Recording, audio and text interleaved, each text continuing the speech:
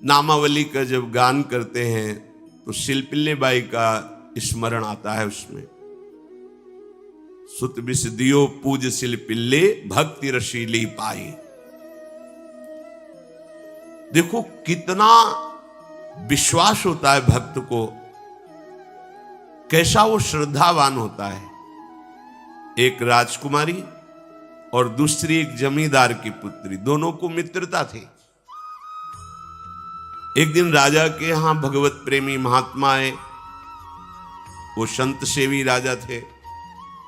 महात्मा जन आते रहते थे और महात्माओं का कार्य ही होता है निरंतर अपने प्रभु की सेवा और सुमिरन में मगन रहना। सेवा सुमिरन ये बहुत बड़ी सामर्थ्य है। अगर हम हर समय सेवा और सुमिरन में रहें तो कभी कोई माया प्रपंच हमें परास्त नहीं कर सकता। जहां हम सेवा सुमिरन से अलग हुए वहीं माया का प्रभाव पड़ता है। भगवान का शालिग्राम स्वरूप उनके पास था। खूब भाव से सेवा कर रहे थे और नवीन अवस्था की कोमल हृदय वाली ये दोनों सखियां देख रही थी। इनके मन में आया ऐसे हम भी ठाकुर सेवा करेंगे। देखने से सुनने से हमारे हृदय में प्रभाव पड़ता है। गंदी बातें देखेंगे, गंदी बातें सुनेंगे, उसी का चिंतन होगा, हृदय गंदे आचरणों की प्रेरणा वाला बन जाएगा। अगर हम भागवतिक बातें सुनेंगे, भागवतिक दर्शन करेंगे तो भागवतिक चिंतन होगा, हृदय भागवतिक प्रेरणा वाला बन जाएगा। कई दिन संत भगवान रुके, रोज सेवा कीर्तन कथा, सरल हृदया। उन दोनों सखियों में बात आई कि चल करके संत भगवान से कहते हमको भी ठाकुर जी दीजिए। दोनों ने चरण पकड़कर प्रार्थना की, गुरुदेव हमारे हृदय में भी इच्छा हो रही कि हमें ठाकुर सेवा मिले। अब दोनों बच्चे ही थे। संत भगवान ने विचार किया सेवा पद्धति में बहुत सावधानी की आवश्यकता होती है। अभी ये बच्चे हैं, कहीं सेवा अपराध न बन जाए। सेवा अपराध भी होता है। उपासना में चलने वाले उपासक को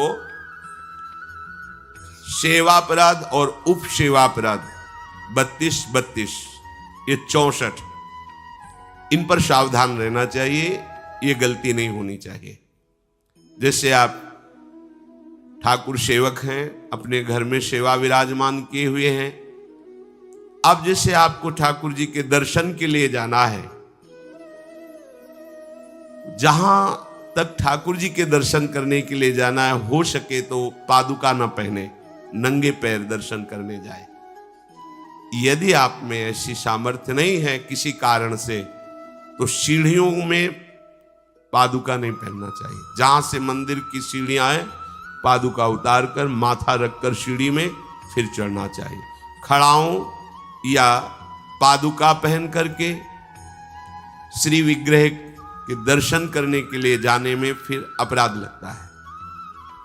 अरे अपने मालिक के दर्शन करने जा रहे हैं, स्वामी के दर्शन करने जा रहे हैं, प्रभु के दर्शन करने जा रहे हैं, तो अपनी कुटिया से और मंदिर तक नंगे पैर जाना चाहिए। ये भावना रखनी चाहिए। भरत जी जा रहे हैं प्रभु के दर्शन करने के लिए, अयोध्या से पैदल ही चले थे, तो सुकुमार चरणारविंद तो बड़े बड़े फफोके छाले पड़ गए थे। वशिष्ठ जी ने देखा, सबने मिलकर भरत जी से कहा पालकी पे बैठ जाइए। तो उनका हाँ, मेरे प्रभु यहां नंगे पैर चले हैं और मैं पालकी पे बैठ जाऊं? उचित तो यह है कि अपने प्रभु के दर्शन के लिए मैं जा रहा हूं, तो जहां जहां प्रभु के चरण पड़े वहां मेरा शीश पड़े, अर्थात सिर भर जाऊं। उचित असमोरा सबते सेवक धर्म कठोरा। यहां मैं सर के बल चल के जाऊं पर असमर्थ हो। तो आप कह रहे हैं पैर में छाले पड़ गए, आप सवारी में बैठ जाइए। ऐसा नहीं हो सकता।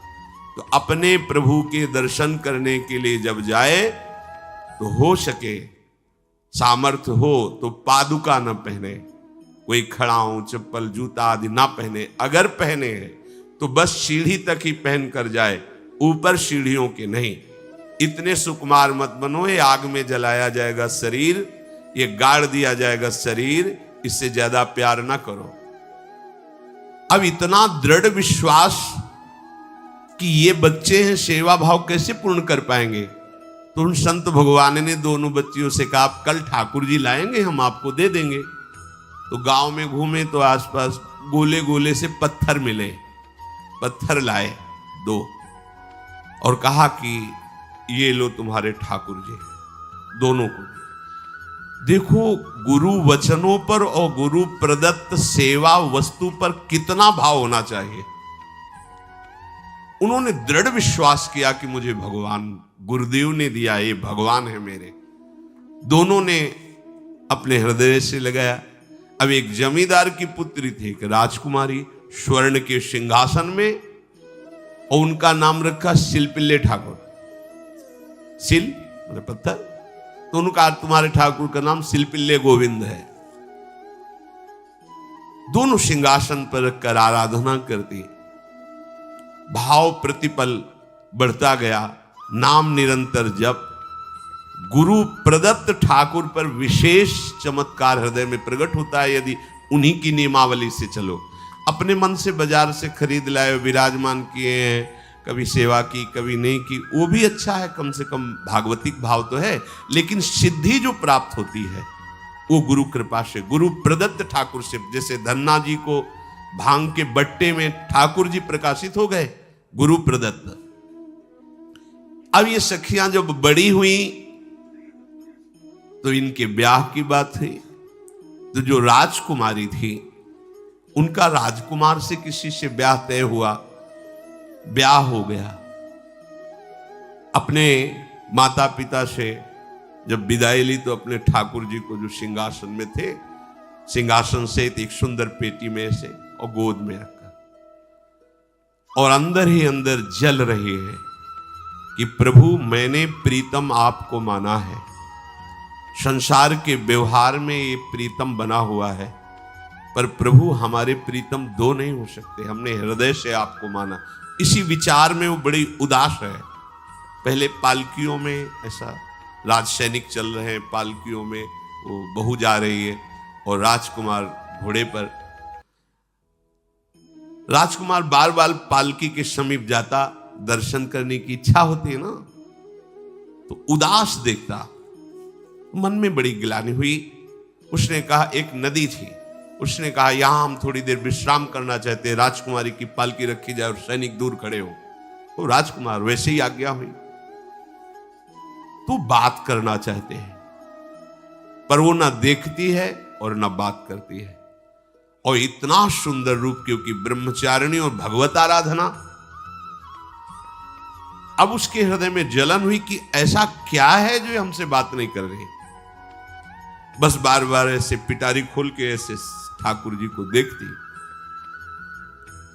नाम जप और सेवा के प्रभाव से वो सिल नहीं रह गया था, वहां उसको सांवरे श्याम सुंदर की झांकी मिलती थी। जब अपने शिलपिल्ले ठाकुर जी को देखती तो ललित त्रिभंगी श्री लालजू महाराज श्याम सुंदर दिखाए, अत्यंत आसक्ति। गुरु प्रदत्त किसी भी शब्द में, किसी भी वस्तु में दिव्यता होती है, बस हमारी भावना होनी चाहिए। अरे बोले ये हम नहीं दे सकते, ये गुरु प्रदत्त है, नहीं हम प्राण दे सकते हैं, लेकिन ये नहीं। जिसका गुरु वचन पर, गुरु प्रदत्त वस्तु पर, गुरु प्रदत्त ठाकुर पर दृढ़ निष्ठा हो गई, वही सिद्ध हो जाता है। अब उसने समझ लिया कि पिटारी में जो कुछ है यही हमारे और राजकुमारी के बीच में बाधा है। 2-4 दासियों को बुलाया और कहा इनको बातों में उलझाओ, पिटारी पीछे हमें दो। और प्रवीण दासियां उनको विनोद भाषा में, हंसी मजाक में बात, लेकिन वो उदासीन। धीरे से गोद में पेटी थी, ले ली, हम लिए हुए हैं, आप बातचीत में सारा, और पेटी उनको दे दी। राजकुमार ने राजकुमारी से कहा यही पेटी तो हमारे आपके बीच में बात, फेंक दी नदी में। अब तो जो उसके हृदय में पीड़ा हुई, भारी व्याकुलता। अब राजकुमार है, सैनिकों के साथ तुरंत पालकी उठवाई, महल ले गया। पर वो आसक्त है, इतनी सुंदर राजकुमारी, क्योंकि भागवतिक तेज से संपन्न में आकर्षण होता है।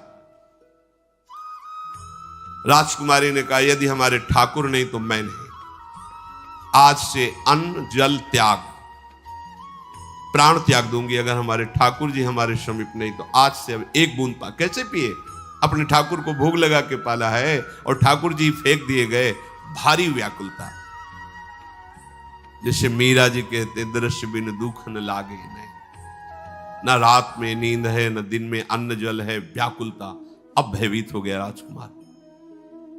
पूरा महल इस विषाद से हो गया कि अगर नवीन राजकुमारी प्राण त्याग देती है तो क्या होगा लोक समाज में, कि अभी नवीन राजकुमारी गई, ये लोग ऐसे निर्दयी हैं कि ऐसा व्यवहार किया कि उसने प्राण त्याग दिया। राजकुमार घुटने में आ गया।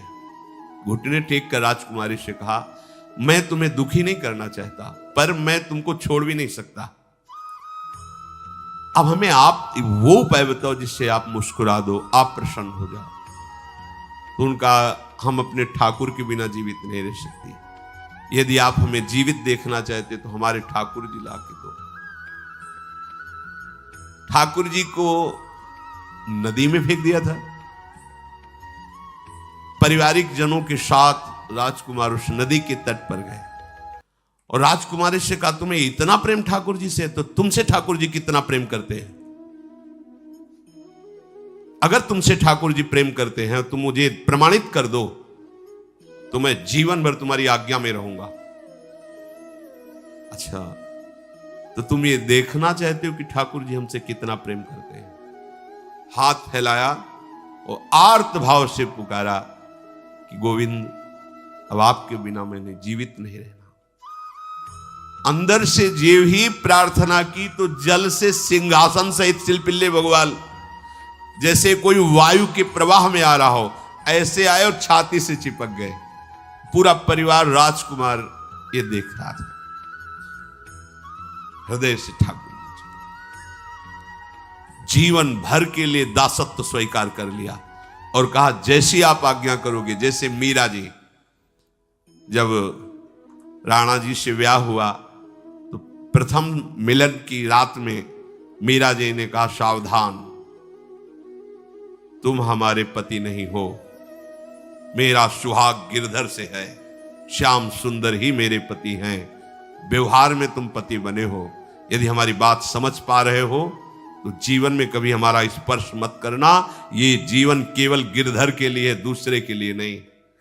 उतर गए शैया से और जैसे सेवक होता है, बोले, अहो भाग्य, मुझे ये सौभाग्य मिला कि इतनी महाभाग्यवती की सेवा करने का। एकांत में मैं सदैव तुम्हारे शिष्य की तरह बर्ताव करूंगा, पर समाज में तुम्हें बहू की तरह बर्ताव करना होगा, नहीं तो लोग जीने नहीं देंगे। समाज में पत्नी की तरह और एकांत में गुरु शिष्य के। तुम हमारी गुरु होगी और हमसे ऐसा ही बर्ताव राणा ने जी, ऐसा ही उस राजकुमार ने दी। हमारी भागवतिक निष्ठा ऐसी होनी चाहिए कि जो गुरु जी ने मंत्र दिया है, जो गुरु जी ने उपासना दी है, उसमें दृढ़ विश्वास होना चाहिए। हमारे अंदर किंचन मात्र फिसलाव नहीं होना चाहिए। और आगे जो महामहिम सूत्र है, जब तक हमारा मन प्रभु में समर्पित ना हो जाए तब तक पाप होने की संभावना होती है। बड़े बड़ों से चूक हो जाती है। इसमें यह नहीं कहा जा सकता कि हम इतने वर्ष से साधन में लगे, हमसे चूक नहीं होगी, ये तो भूल जाना। बड़े बड़ों से चूक करवा देना माया का कार्य होता है, पर जिनका मन प्रभु को समर्पित हो गया है उनसे चूक नहीं हो सकती। इसलिए जो अगला सूत्र वर्णन किया कि जितने भी पापाचरण होते हैं वो सब मेरे से होते हैं, ऐसा उपासक दृढ़ निश्चय करे। ऐसा नहीं कि पापाचरण भगवान से, भगवान करा रहे हैं। जिन लोगों का एक प्रश्न होता है कि जब सब कुछ भगवान करा रहे हैं, भगवान की इच्छा के बिना पत्ता भी नहीं हिलता, तो जो हम पापाचरण, गलत आचरण, वो भी तो भगवान ही करा रहे हैं। इस विषय को समझना है। आज के समाज का जो मानसिक स्तर है, जब हम त्याग की बात करते हैं कि गंदे आचरण नहीं करने चाहिए, तो जो समझाया जाता है और जो समझ है आज की आधुनिक, वो ये समझ है कुछ ऐसे जनों ने ये निर्धारित भी किया है कि बहुत भोग कर लेने पर फिर समाधि की प्राप्ति होती है। अगर ऐसा होता तो लाखों लोग समाधि को प्राप्त होते, लाखों लोग बिना साधना के। क्यों? बचपन से लेकर के पूरे जीवन तक भोग ही भोग रहे, सब समाधि में पहुंच जाते। प्रायः सबके दिमाग में बात बैठी है कि अगर हम भोग ले तो हम मन को समझा सकते हैं, लेकिन आप बात अनुभव की समझ लीजिए कि आप भोगने के लिए जो ही गए तो मन के गुलाम बन करके गया, वो कभी तुम्हें मुक्त होने का अवसर नहीं देगा। और आज तक किसी ने भी ऐसा नहीं कहा भोग भोगने के बाद कि आज के बाद मैं प्रण करता हूं, मैंने जान लिया कि इसमें सुख नहीं है, आज के बाद कभी भोग नहीं भोगूंगा। कभी किसी ने नहीं कहा। सबको इस दलदल में गिरने के बाद सदगुरु या भगवान ने ही निकाला है, स्वयं आज तक कोई निकल नहीं पाया, कोई नहीं निकल पाया। ये ऐसा दलदल है। पर लोगों की भ्रांति रहती है कि ये जो मेरा मन जिन भोगों के लिए लालायित हो रहा है, उन भोगों को खूब भोगूं, फिर बाद में अनुभव जब हो जाएगा तब हम इनका त्याग करके फिर भजन मार्ग में चलेंगे। जो भजन मार्ग में चलते हैं उनके मन में भी लगा रहता है कि अगर एक बार भोग लूं तो मन को समझा तो सकता हूं। यह है आधुनिक सोच, यह है हमारे मानसिक सोच का स्तर। सब लोग देख लीजिए।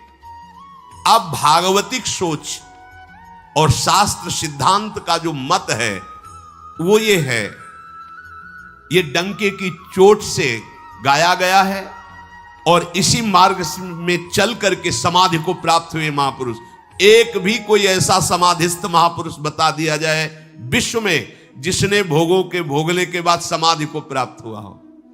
जैसे हम भोजन कर लेते हैं तो लगता है अब कुछ नहीं, लेकिन 6 घंटे व्यतीत होते होते पर्चा बन जाएगा कि ये चीज फिर चाहिए खाने को। ऐसे ही कोई भोग भोगने के बाद कुछ क्षण के लिए उससे विरति हो जाती है, ठीक है, लेकिन फिर कुछ मिनट होने के बाद फिर नई स्फुरना, नया संकल्प, नई क्रिया, नई भोग वासना सब हृदय में देख लो। इसके लिए किसी और से सलाह लेने की जरूरत नहीं। इसलिए ये जो संतों का मत है, शास्त्र का मत है कि भोगों के भोगने से भोग वासना दृढ़ होती है, कामना बढ़ती है, ना कि शांति मिलती है। लेकिन आधुनिकता में भोगों को भोगने से शांति मिलती है, ऐसी धारणा बनी हुई है और ये गलत है। और ये इतनी गलत हो जाती है कि हम हत्या करने लगते हैं, हिंसा करने लगते हैं, पूज्य जनों के साथ दुर्व्यवहार करने लगते हैं। आज तक भोगों में इति नहीं हुई। देवयानी जी भगवान शुक्राचार्य जी की पुत्री हैं। वो इतनी सुंदर हैं कि कोई अप्सरा भी उनसे होड़ नहीं कर सकती, क्योंकि भगवान शुक्राचार्य की पुत्री जितेंद्री, पवित्र, भगवद आराधन संपन्न। बड़ा प्रसंग है, उसको ना लेते हुए हम सारांश में बता रहे। वृषपर्वा की पुत्री शर्मिष्ठा, ये असुर राजकुमारी है। दैत्यराज वृषपर्वा, उनकी पुत्री शर्मिष्ठा, और दैत्य गुरु भगवान शुक्राचार्य, उनकी पुत्री देवयानी बड़े समाज के साथ जंगल में गई हुई थी। एक बड़ा दिव्य सरोवर था, तुलसी में सब राजकुमारियां स्नान कर रही थी।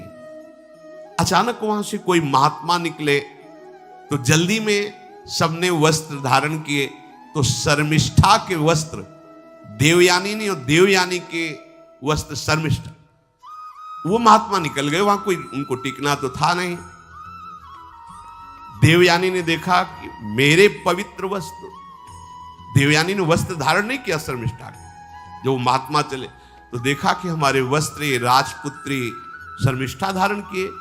तो उनका, तुझे पता है मेरे वस्त्रों को स्पर्श करने का भी तेरे को अधिकार नहीं, तूने धारण कैसे कर लिया? तो उनका, ज्यादा मत बोल, इतना गुमान करके मत बोल। जैसे सब सेवक पलते हैं मेरे महाराज से, ऐसे तेरा पिता और तू भी मेरे महाराज के द्वारा ही पोषित है, क्योंकि वो तो राजा है, सारी सेवाएं वही देते हैं। ऐसा नहीं बोलना चाहिए, क्योंकि गुरु पुत्री है, आचार्य पुत्री है और सम्माननीय है, पर ऐसा वो बोल गई शर्मिष्ठा। देवयानी ने कहा, तुझे पता है अगर मेरे पिता की दृष्टि बदल जाए तो 2 मिनट में देवता तेरे पिता सहित संपूर्ण राज्य को नष्ट कर देंगे। मेरे पिताजी के भय से ही देवता आक्रमण नहीं कर। शुक्राचार्य मंत्रवेत्ता है। ज्यादा बात बढ़ गई तो राजकुमारी का शासन चलता है।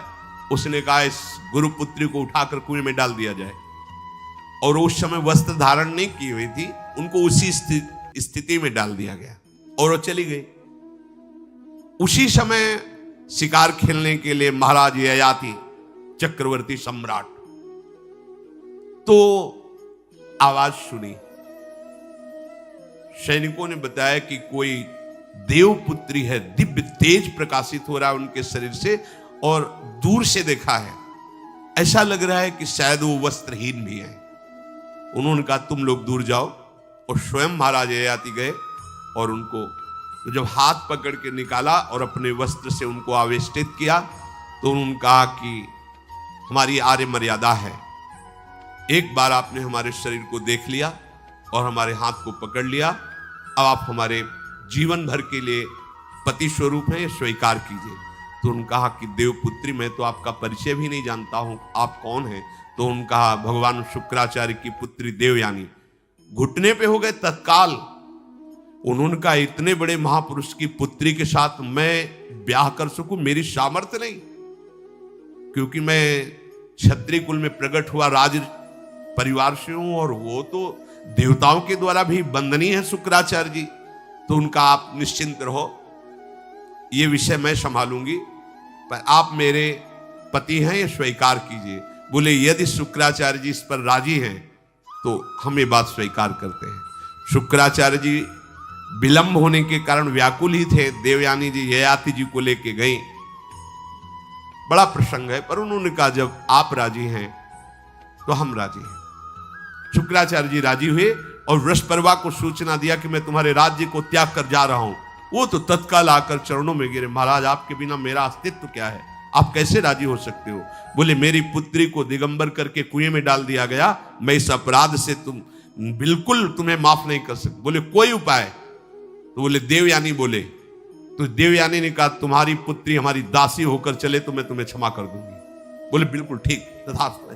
पूरे राज्य की रक्षा के लिए राजकुमारी शर्मिष्ठा को देवयानी की दासी भाव में अब महाराज ययाति के महल पे पहुंचे। देवयानी ने कहा कि ये जो दासी भाव में आई हुई हैं ये सर्वांग सुंदरी हैं, और आपका कभी मन उधर चलना भी नहीं चाहिए, अगर चलेगा तो आप हमारे दंड के पात्र बन जाएंगे। स्वीकार कर लिया और बहुत दूर उनके लिए महल का निर्माण करवाया, और वो सेवा में आती है। कुछ समय के बाद जब देवयानी जी के पुत्र हुए तो वन विहार के लिए अपने पुत्रों को लेकर चली, तो उधर शर्मिष्ठा के 2 पुत्र हो चुके थे, इनको पता भी नहीं था, और वो दौड़ कर आए, ययाति को पिताश्री कह करके आलिंगन किया। छोटे छोटे बच्चे। देवयानी ने कहा कि हमने कहा था तुम्हें देखना भी नहीं है, और ये किसके पुत्र हैं? शर्मिष्ठा मुस्कुरा रही थी। देवयानी ने कहा अब तुम्हें दंड देंगी ही देंगी, और चली गई भगवान शुक्राचार्य जी के पास। ययाति भयभीत होकर के गए और शुक्राचार्य से प्रार्थना करे क्षमा कीजिए, मुझसे गलती हो गई। और शर्मिष्ठा से ऐसे नहीं मिले। शर्मिष्ठा ने कहा था कि आप जानते हैं कि मैं दासी नहीं हूं, मैं राजकुमारी हूं, ईर्ष्यावश दासी बना करके लाई गई हूं, और मेरी सखी के पति हो इसलिए आप मेरे भी पति हो, मेरा अधिकार है आपसे संतान उत्पन्न करने का, शास्त्रीय सिद्धांत है। शुक्राचार्य जी ने कहा कि जो देवयानी कहेंगी वही हम मानेंगे, क्योंकि मेरी पुत्री है। क्या चाहती हो? तो बोले पुरुषत्व से इनको हीन कर दो। गुस्सा में आके शुक्राचार्य जी ने कहा तथास्तु। उसी समय महाराज ययाति पुरुषत्व से हीन हो गए और वृद्धावस्था छा गई शरीर में। अब ययाति ने कहा अब सुखी रहोगे तुम। अब देवयानी को भी होश आया कि ये तो क्या हमने अपना ही सर्वनाश कर लिया। कहा पिताजी अब इसका सुधार कैसे होगा? तो बोले जो पुत्र अपनी यौवन अवस्था दे देगा वही यौवन अवस्था इनके ऊपर आ जाएगी, वृद्धावस्था उसके पास चली जाएगी। महाराज ययाति ने अपने बड़े पुत्र यदु जी से कहा, तो उन्होंने कहा इसका प्रयोग कहां होगा? मां के साथ कदापि नहीं। मेरी यौवन अवस्था का प्रयोग मेरी मां के साथ कदापि नहीं, क्योंकि वो बड़े ज्ञानी महात्मा, इन्हीं के वंश में भगवान श्री कृष्ण का प्रादुर्भाव हुआ, इसलिए यदुवंशी कहेंगे। सबसे छोटे, शायद उनका नाम पुरु ऐसा कुछ, उन्होंने कहा यह जीवन पिता का दिया हुआ है, इस पर पूरा अधिकार है, आप स्वीकार कीजिए। तत्काल वो वृद्ध हो गए, वो जवान हो गए। कई हजार वर्ष तक उन्होंने अपने पुत्र की आयु का विषयों में सेवन किया। फिर उनके मन में एक दिन बहुत घृणा हुई, धिक्कार है मेरे जीवन को और धिक्कार है इस भोगा शक्ति को। अपनी आयु तो गंवा ही दी, अपने पुत्र की भी आयु गंवा दी, फिर भी वैसे ही भोग वासना। तो उन्होंने सबको शिक्षा देने के लिए बात कही, यत् पृथिव्यां व्रीहि यवं हिरण्यं पशवः स्त्रियः न दुह्यन्ति मनः प्रीतिं पुंसः कामः तस्यते न जातु कामः कामानाम् उपभोगेन साम्यति हविषा कृष्णवर्तमेव भूय एवाभिवर्धते यदा न कुरुते भावं सर्वभूतेष्वमङ्गलं समदृष्टेस्तदा पुंसः सर्वा सुखमया दिशा या दुस्त्यजा दुर्मति भीर्जीर्यतो या न जीर्यते ताम तृष्णा दुख निवहाम शर्म कामो द्रुतम त्यजेत। जिसका हृदय काम से व्याकुल हो गया है उसको त्रिभुवन की सारी सुंदरी स्त्रियां दे दी जाएं, जौ धान स्वर्ण पशु सब वैभव, तो भी वो कभी तृप्त नहीं हो सकता। ये महाराज ययाति का अनुभव। त्रिभुवन की विषय भोग भोगने से भोग वासना शांत नहीं होती, वरम और प्रबल हो जाती है। जैसे घी की आहुति डालने पर आग भड़क उठती है, वैसे ही भोगों को भोगते ही रहने पर भोग वासनाएं प्रबल रूप धारण कर लेती और वो इतना कमजोर हो जाता है कि सोचता है मैं इसके बिना जी नहीं सकता। जब मनुष्य किसी भी प्राणी से राग कर बैठता है तो उसके हृदय की सामर्थ्य नष्ट हो जाती है। किसी भी, देखो ना, छोटे छोटे नशाओं में इतना हम आसक्त हो जाते, अब हम इसके बिना जी नहीं सकते। किसी भी वस्तु का जब हम भोग करते, इसके बिना जी नहीं सकते। इसलिए सबको संदेश महाराज ययाति देते हैं, यदि तुम अपनी कामना को शांत करने वाले, रोकने वाले बन गए तो दसों दिशाएं तुम्हारे लिए सुखमयी हो जाएंगी। विषयी पुरुष को तृष्णा रात दिन जलाती रहती है, बहुत भोग भोगने पर भी वो कभी शांति या तृप्ति प्राप्त नहीं कर पाता। इसलिए जब हम भगवत मार्ग में चलते हैं तो ये तृष्णा और कामना ये डाइन की तरह हमारे हृदय में लगी रहती है। तृष्णा, भोगे हुए भोग को बार बार भोगने की इच्छा, कामना, सुने हुए देखे हुए भोगों को भोगने की इच्छा। तो उपासक जब तक अपने मन को प्रभु में नहीं दे पाता तब तक मन ये धोखा दे देता है।